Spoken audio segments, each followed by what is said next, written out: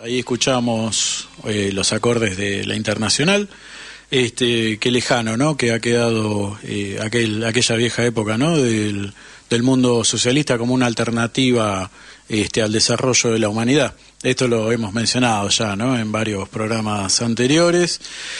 Pero bueno, hoy nos toca seguir en el mundo que tenemos, que despreciablemente es cada vez más neoliberal y a la vez más conservador o neoconservador, podríamos decirle, donde el respeto por la vida y las necesidades humanas lejos están de la agenda y sí cada vez más están presentes el individualismo, el egoísmo y la apatía absoluta hacia las necesidades de todos y todas. Mencionábamos al principio del programa charlando, todo este tema del veto a las jubilaciones. Aquí tengo un par de mensajes de oyentes. Tengo a Darío Marchini, o Marchini, no sé cómo se pronuncia, que nos dice: hola Javier y Dayana, además de que la jubilación mínima es una miseria, el bono, siguiendo la misma pauta de actualización establecida por el gobierno, según cálculos del CEPA, debería estar en 120.000, recordemos que hablábamos de 70.000 pesos, ¿no? O sea que solo ahí están escatimando otros 50.000 a los jubilados, otros 50.000 pesos a los jubilados. O sea, el tema de la miserabilidad, ¿no? Del pichuleo sobre cosas que claramente no afecta, entre comillas, ni la macro ni los grandes números ¿no? de la administración, y sin embargo es presentado como la chance de una posible desestabilización del gobierno, ¿no? O del plan, que todavía no lo sabemos, pero que supuestamente podría llegar a generar algún tipo de zozobra o conflicto grave al gobierno. Bueno, vemos que no. Y tenemos un mensaje también de Harry, que nos dice, refiriéndose al presidente, ¿no? Javier Milei, es un mentiroso cuando dice 68% de déficit a perpetuidad, directamente es una mentira sin sentido, y sí, decirle loco es subestimarlo, porque toma medicamentos para eso y tiene suficiente lucidez para decir lo que está diciendo, así que inimputable no es. Bueno, agradecemos estos comentarios, estas menciones. Recordamos brevemente las vías para comunicarse con nosotros y con nosotras aquí en el programa. Nos pueden mandar WhatsApp a través del 11 26 90 84 96, y después a través de las redes. En Instagram nos encuentran con Radio Rebelde 740, o sea, Radio Rebelde y después el número 740, todo junto. En X, anteriormente Twitter, nos encuentran por AM740 Rebelde, AM740 Rebelde. Y en Facebook nos encuentran a través de Rebelde AM740. Obviamente nos están escuchando por AM740, Radio Rebelde, aquí donde estamos, y también se transmite a través de AM1570 para quienes por ahí nos estén escuchando por otro medio. Bueno, escuchábamos al compañero Sebastián del comité editorial de La Cloaca, que nos estaba haciendo algunas consideraciones general de cómo se está dando esta reconfiguración global, ¿no?, del poder, a partir específicamente del caso de este último conflicto que viene teniendo lugar desde hace 2 años, pero que en realidad es un conflicto que viene de más larga data y que, si bien se presenta como una suerte de conflicto territorial, y lo es, sin embargo, hay otros elementos en tensión y en disputa, ¿no? ¿Quién es el nuevo o quiénes, ¿no?, son los nuevos hegemones del mundo? Porque hasta acá, en esta globalización que venía teniendo a Estados Unidos como la gran megapotencia mundial, hoy los tiempos y las situaciones son otras, y pasan estas situaciones. Para agregar a lo que decía el compañero Sebastián, decir también que en estos últimos días estuvo saliendo a la luz que los conflictos que vienen teniendo lugar militarmente, ¿no?, entre grupos yihadistas en la zona del Sahel, en África, en realidad viene sirviendo para el desvío de armamento porque la disputa hegemónica es en todo el globo, ¿no?, y obviamente vinculada a recursos naturales. En estos días se estuvo viendo de que supuesto gran cantidad de armamento que debería tener como destino Ucrania, en realidad salía de Estados Unidos y terminaba en manos de grupos yihadistas apoyados por Estados Unidos, por la CIA y obviamente por la OTAN, en África, donde obviamente todavía hay grandes intereses coloniales, en especial de territorios anteriormente de la órbita francesa e inglesa. Así que bueno, el entramado de mafias, de lavado de guita y de avidez por hacerse de cada pedacito que tenga algún valor económico para el capitalismo, sigue mostrando los dientes. Escuchamos ahora la segunda parte del compañero Sebastián, y después charlamos un poquito haciendo algunas consideraciones finales.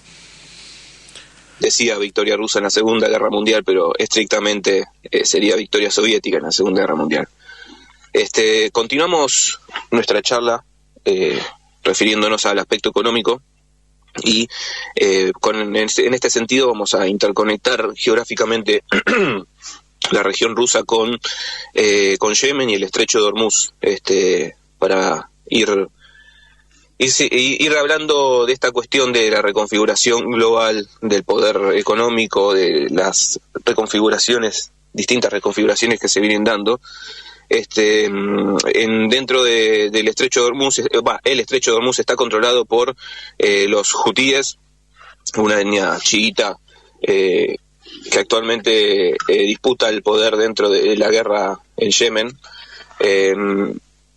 Por el estrecho de Hormuz pasa actualmente el 34% del petróleo del mundo.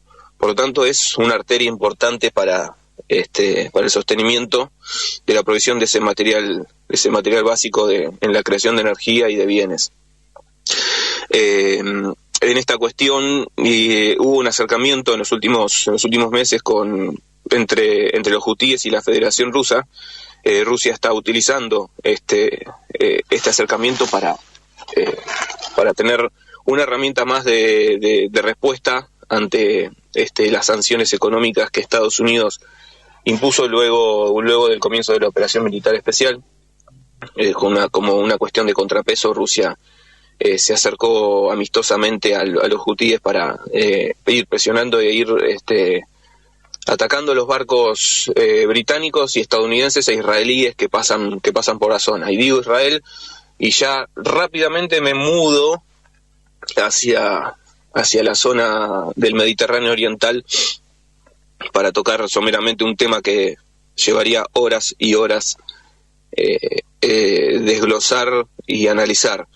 Este conflicto palestino-israelí es su capítulo número 1000, capítulo que comenzó el 7 de octubre con la operación del grupo Hamas ubicado en la Franja de Gaza, que se internó hacia el territorio israelí, dejando un saldo muy alto de muertos, lo cual todavía se sabe muy poco, porque algunas fuentes dicen que la mayoría de los muertos o una determinada cantidad de muertos fue provocada por el mismo ejército israelí en la represalia a esta incursión de Hamas. Pero bueno, eso lo vamos a dejar para que lo debata la mesa y que con las últimas informaciones cada uno saque la conclusión que le parezca. En esta cuestión tenemos que decir que de un largo derrotero este conflicto, desde la resolución 181 de la ONU, y tenemos, para mencionar así, tipo enciclopédicamente, la Nakba, la Naksa, la primera intifada, la segunda intifada, la desconexión en 2005 de Israel en Gaza, la operación Plomo Fundido, el 2008, margen protector en 2012, la operación de 2021, y tenemos como corolario, como conclusión, digamos, esta cuestión que empezó el 7 de octubre y que llevó a Israel a incursionar en un teatro de operaciones que yo considero una pesadilla operacional para cualquier estructura formal militar, que es primero un ámbito urbano y después un ámbito urbano sin morfología de urbano, porque está completamente bombardeado y lleno de escombros, y que además se suma al criterio de guerra irregular, todos los criterios de guerra irregular que seguramente ahí el compañero Javier debe conocer de memoria. En este caso, los túneles, los túneles que duplican la cantidad de kilómetros cuadrados que Gaza tiene en superficie, Así que para el ejército israelí esta operación ha sido un sangrado lento y permanente de recursos humanos, que entre paréntesis, al ser una fuerza militar basada en su mayoría en reservistas, esos reservistas dejan de trabajar en el ámbito civil. Podemos tener soldados que son ingenieros, médicos, no sé, carpinteros, obreros. Entonces todo ese recurso humano que se está orientado en ámbitos de paz en la economía pasa a funcionar como mano de obra militar. Eso como un eco, digamos, de esta operación militar que lleva una conclusión o un corolario económico dentro de la cuestión económica particular del Estado de Israel. Esto a su vez se interconecta ya en un desgaste. Hablábamos antes del desgaste de las fuerzas militares israelíes frente a la guerra irregular de Hamas. Vamos a hablar también ahora del asesinato, en este caso de jefe negociador de Hamas para las negociaciones de paz sobre este conflicto, que es Ismail Haniyeh, que a su vez es el líder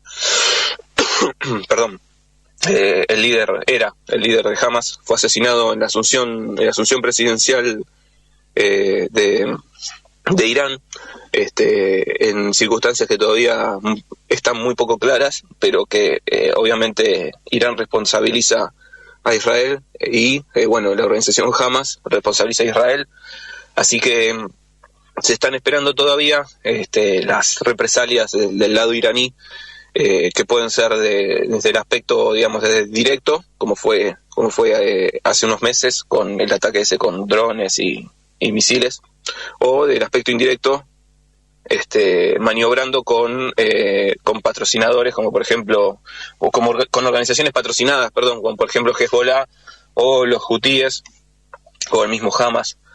Y estamos viendo entonces que esta situación en la Franja de Gaza, que se da al sur de Israel, se interconecta también con la cuestión con Hezbollah en el norte, en la frontera con el Líbano, y se interconecta también con los hutíes, que a su vez tienen apoyo iraní y apoyo ruso, que esto se interconecta también con los acontecimientos en la guerra de Ucrania, el factor económico, etcétera. Ustedes ven como todo de repente parece disperso, pero en un momento empieza a concentrarse en un mismo punto, con mismos objetivos, lo cual es la naturaleza de la guerra en realidad, pienso yo, porque la guerra las combaten estrictamente los militares, pero mueren los militares, pero la combate toda la sociedad en todos los aspectos de la vida, en la economía, en la demografía, en la vida cotidiana incluso. Pero bueno, eso para una charla filosófica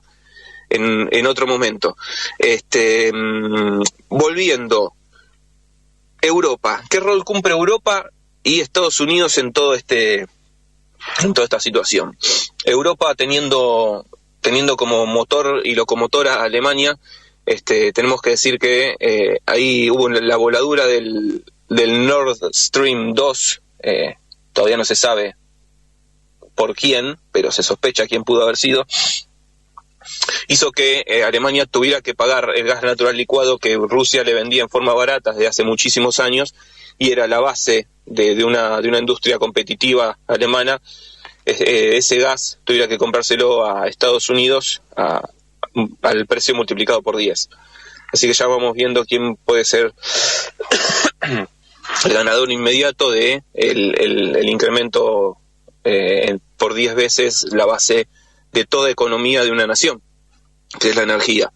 En ese sentido, Estados Unidos usó el conflicto de Ucrania para sí mismo, primero para intentar recuperar algunas empresas que se habían ido mudando de Estados Unidos a Europa en los últimos 20 años, y después para reforzar la situación vasallática que los estados europeos tienen en favor de Estados Unidos.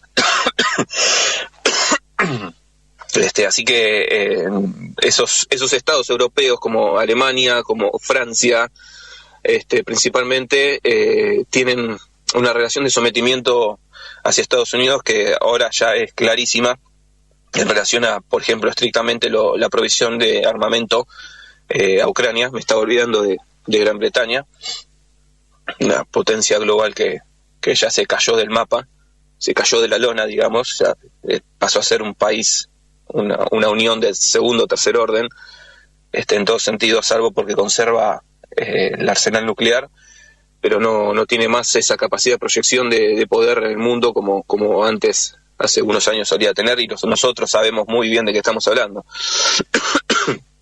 Eso en relación a Europa. Y después tenemos como última instancia, tenemos que tocar la situación, la cuestión de Estados Unidos propiamente dicho.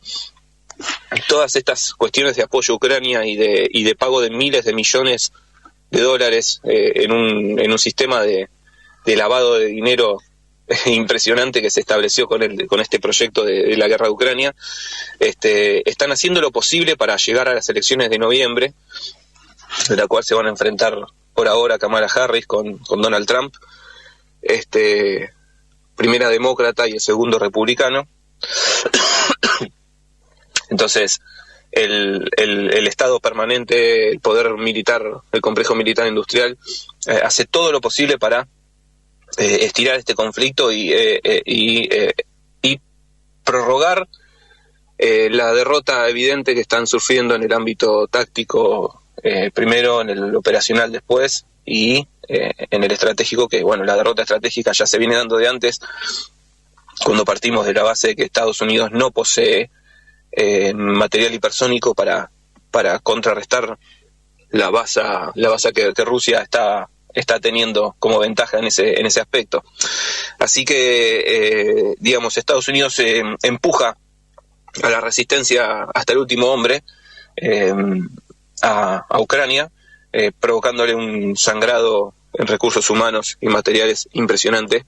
De hecho, la demografía de Ucrania bajó considerablemente.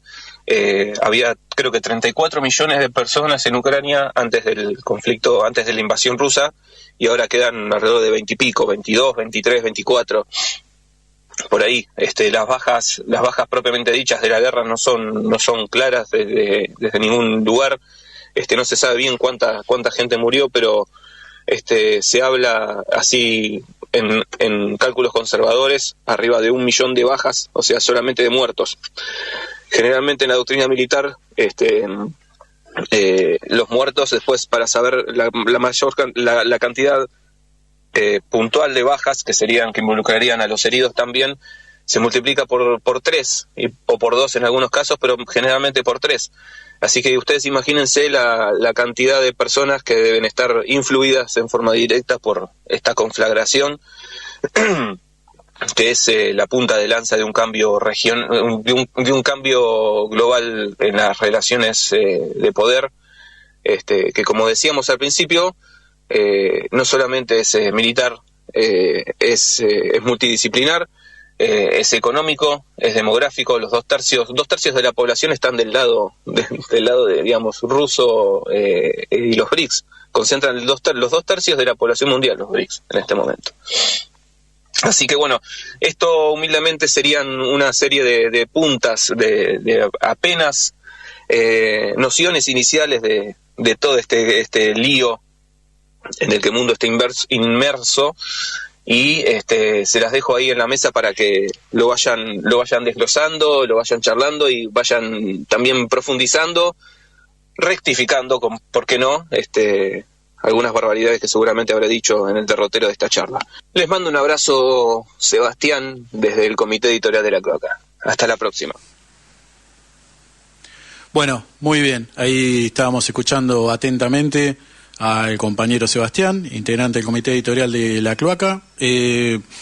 Un análisis para mí bastante pormenorizado, sin entrar en ningún lenguaje academicista, porque acá lo que nos interesa un poco es que se pueda entender de qué estamos hablando y no caer en tecnicismos que mucho no nos está aportando. Así que bueno, le agradecemos al compañero y además le sugerimos también cuidarse, porque tenía mucha tos, evidentemente debe estar ahí recuperándose de alguna gripe, que bueno, viene siendo lo que nos pasa en estos días, ¿no? De mucho frío, lluvia y cierta inestabilidad, ¿no? Bien, sobre lo que decía el compañero, destacar varias cuestiones, porque cuando se refiere a, bueno, cómo se viene dando en parte toda esta reconfiguración a nivel global del poder, tengamos presente que después de la caída, la desaparición, la disolución de lo que fue en su momento la Unión de Repúblicas Socialistas Soviéticas, con la consecuente luego desaparición de los viejos estados de la esfera soviética, particularmente en esto entran los que habían formado parte del Pacto de Varsovia, que era, digamos, la contrapartida, ¿no? De lo que era la OTAN.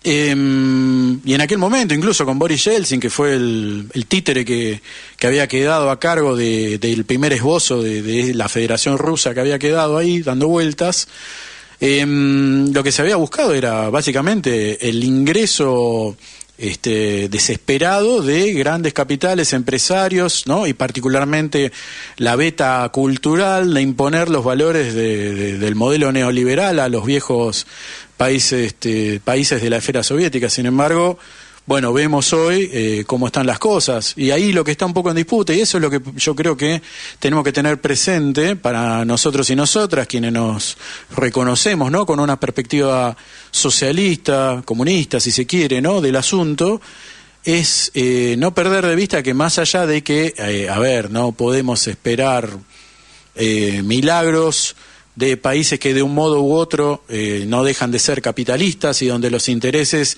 están vistos, están posicionados particularmente, ¿no? En la apropiación o cuanto menos asegurarse recursos, particularmente recursos vinculados a lo que son los hidrocarburos, ¿no? Gases, petróleo, etcétera, porque bueno, un poco el gran problema que venimos teniendo es ¿no? Digamos, el mundo se encamina al agotamiento eventual de estas fuentes de generación de energía. Los desarrollos de energía alternativos todavía siguen siendo bastante discutibles, y en el caso particular de la Argentina, ni hablar de que si bien tenemos por un lado lo que es la reserva de vaca muerta para hacer un desarrollo estratégico que tranquilamente nos podría incorporar, cuanto menos en una situación geopolítica de cierta tranquilidad por autoabastecimiento y además por la capacidad de vender.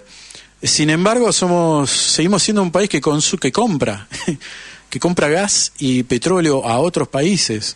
Y ni hablar, por supuesto, la última carrera que tiene que ver con los desarrollos nanotecnológicos y demás, donde Argentina forma parte del Triángulo del Litio, que compartimos junto a Chile y Bolivia, y donde mientras en aquellos países se está evaluando tener políticas públicas de defensa y de financiamiento al desarrollo de esas industrias controladas o cuanto menos gestionadas por organismos estatales, aquí en Argentina es todo un rife. De manera que el escenario que se está dando a nivel global nos muestra que estamos yendo básicamente a un lugar cada vez menor de injerencia o de peso de lo que fueron los viejos organismos que quedaron, ¿no? De la Segunda Guerra Mundial, por ejemplo las Naciones Unidas, que hoy directamente no ocupan ningún lugar de relevancia o de respeto, porque queda claro que potencias como Estados Unidos, Francia, las viejas políticas colonialistas e imperialistas no respetan ningún tipo de resolución y demás. Algo de eso se puede ver con lo que está pasando con el conflicto ahí en territorio israelí, en Gaza en particular, donde ya tenemos más de 40.000 muertos y asesinados, ¿no? Por bombardeos, matanzas y un montón de otras barbaridades, hambrunas, ¿no? Retaseo de servicios básicos como el agua, la luz, bueno, desastrosos, a los que en general la ONU no hace más que lanzar algún comunicado de repudio y no más que eso, y en estos días, este fin de semana particularmente, han tenido lugar operaciones militares por parte del ejército israelí en la zona de Cisjordania, que a todo esto ya no tiene nada que ver particularmente con lo que fue esa ofensiva o retaliativa, ¿no? Que se supone que había tenido el Estado de Israel después de lo que fue, ¿no? La captura de prisioneros para la negociación por parte de los palestinos, y sin embargo, bueno, lo que vemos aquí es un escenario que de ninguna manera el capitalismo nos está mostrando la chance de generar un escenario de paz, de tranquilidad y de desarrollo para las necesidades de nuestras sociedades, sino que por el contrario lo que vemos es cada vez menores posibilidades para poder desarrollar una vida como la que queremos, ¿no? En paz, en tranquilidad, con cierta armonía, y lo que tenemos es esto, ¿no? Bombardeos, miseria y pobreza sin detención.